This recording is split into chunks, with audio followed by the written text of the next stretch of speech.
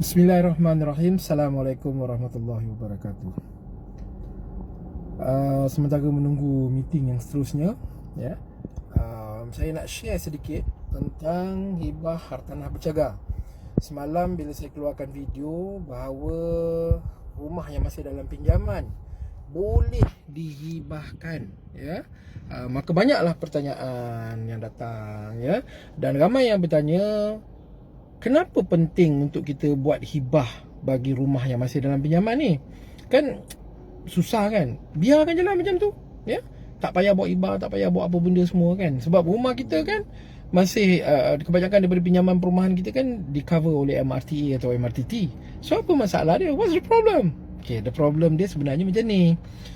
Saya meninggal dunia, ambil contoh saya lah. Saya meninggal dunia, rumah saya masih ada pinjaman lagi, masih ada pinjaman bank, ada baki hutang, ya. Baki hutang itu akan diselesaikan melalui MRTA dan MRTT. Tetapi dalam pengalaman operasi kami, kita biasa berjumpa MRTA, MRTT ni tak cukup untuk cover baki pinjaman. Contoh, saya mati, ada 500,000 baki pinjaman perumahan saya yang tak selesai lagi. MRTA, MRTT mungkin cover 300,000, mungkin cover 200,000, 300,000 lah katakan. Tengok kepada jumlah MRTA semasa kita buat ketika awal-awal dulu buat pinjaman bank kan. Jadi ada balance 200,000 baki hutang tu, baki hutang pinjaman tu. Balance 200,000 tu kebiasaannya yang akan selesaikan ialah pasangan dan anak-anak. Kenapa pasangan dan anak-anak? Sebab mereka yang duduk dalam rumah itu. Kalau mereka tak selesaikan hutang tersebut, maka rumah tu akan dilelong oleh bank. Kalau dilelong bank, isteri dengan anak-anak dah duduk mana? Pasangan dan anak-anak nak duduk mana? Sebab itulah pasangan dengan anak-anak lah yang akan bertungkus lumus. Tetapi dari segi hak ke atas rumah itu adalah hak waris-waris mengikut hukum faraid. Dalam kes saya ada 3 anak perempuan. Kalau saya ditakdirkan saya mati hari ini, siapa waris saya? Waris saya ialah isteri saya sebanyak 1/8 bahagian. 3 anak perempuan saya berkongsi 2/3 bahagian sama banyak. Saya masih ada ibu saya mendapat 1/6. Ayah saya dah lama meninggal dunia. Jadi bila ayah saya sudah meninggal dunia, saya tak ada anak lelaki, maka adik-beradik saya ada bahagian baki kepada bahagian setelah diambil oleh orang lain tadi, ya. Jadi adik-beradik saya ada bahagian. Jadi yang berhak ke atas rumah saya bila saya mati, ya, ialah isteri, anak-anak, ibu dan adik-beradik. Cuba tanya, agak-agaknya kalau ada loan rumah ni yang tak selesai lagi berbaki ni, waris selain daripada pasangan dan anak-anak, ibu dan adik-beradik tadi, agak-agak dia akan tolong bayarkan hutang loan rumah saya yang masih berbaki tu. Agak-agak dia bayar tak? Agak-agak dia tolong tak? Sebenarnya dia ada hak tu. Itu pun rumah dia tu, bukan rumah isteri dan anak-anak saya saja. Itu pun rumah mereka. Agak-agak dia akan tolong tak bayarkan, ya. Dalam pengalaman saya, sangat jarang. Ini macam cerita Piramli kan, jarang-jarang, ya.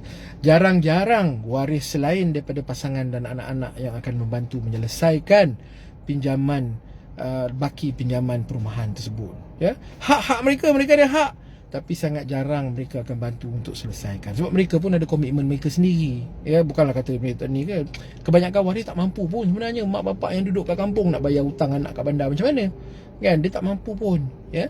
Jadi hak adalah hak ramai-ramai.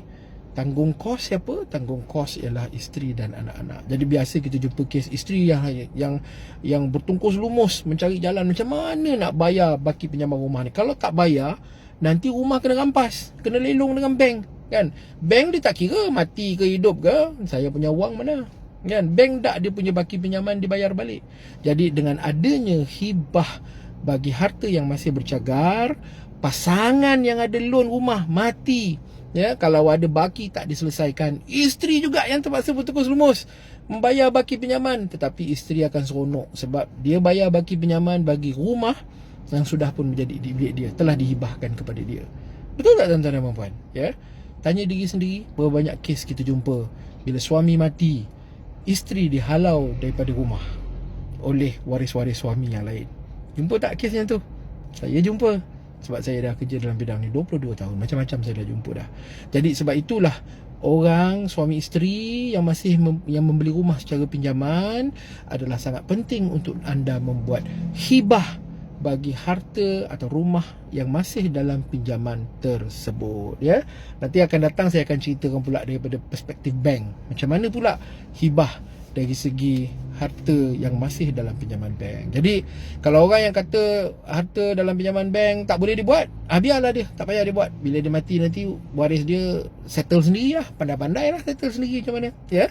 Tetapi bagi orang yang berkeperluan, orang yang rasakan dia hendak supaya selepas dia harta dia, rumah dia dimiliki oleh pasangan dan anak-anak tanpa campur tangan daripada waris lain, kerana dia nak dia nak mengelakkan masalah, ya. Sebab kita semua ada situasi yang tersendiri. Dia nak elakkan masalah, dia nak bagi kepada secara jelas, dia nak hibah kepada anak dan kepada pasangan, maka gunakanlah kaedah hibah hartanah bercagar.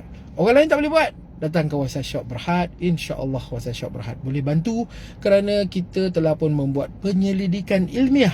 Bukan main dengar-dengar je, agak-agak boleh, agak-agak tak boleh kan. Kita ada penyelidikan ilmiah yang membantu kita untuk menyediakan perkhidmatan patuh syariah dan juga berkuat kuasa dari segi undang-undang.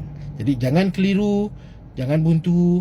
Rancang harta dan urus pusaka kini tepat dan mudah.